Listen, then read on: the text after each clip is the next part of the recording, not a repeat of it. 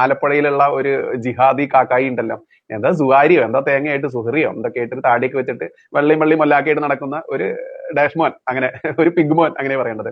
അവർ ഹിന്ദു സ്ത്രീകളെയൊക്കെ കണ്ടു കഴിഞ്ഞാൽ അവന്റെ ആ മുക്കാലം അങ്ങോട്ട് പൊങ്ങിയിട്ട് അവന്റെ വീട്ടിൽ അവന്റെ ഉമ്മയോടും അവന്റെ പെങ്ങളോടും അവന്റെ മകളോടും വരെ കാണിക്കുന്ന വൃത്തികേടുകൾ അവനിങ്ങനെ ഓർമ്മ വരും ഹിന്ദു സ്ത്രീകളെയൊക്കെ കാണുമ്പോൾ. അത്തരത്തിൽ ഹിന്ദു സ്ത്രീകളെ കാണുമ്പോൾ വായിൽ തോന്നിയത് പറയുന്നത് കൊണ്ട് തന്നെ നമ്മൾ കൃത്യമായിട്ട് അവന് മറുപടി കൊടുക്കാറുണ്ട്.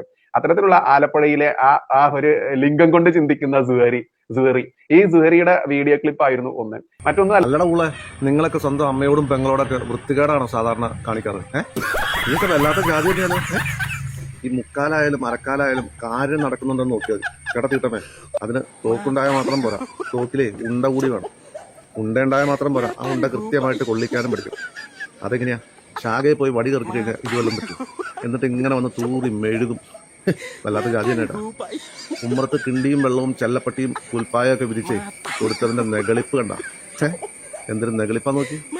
ഇവനോടൊക്കെ സ്വന്തം തന്ത ആരെന്ന് ചോദിച്ചാൽ മേപ്പോട്ട് നോക്കി നിൽക്കും.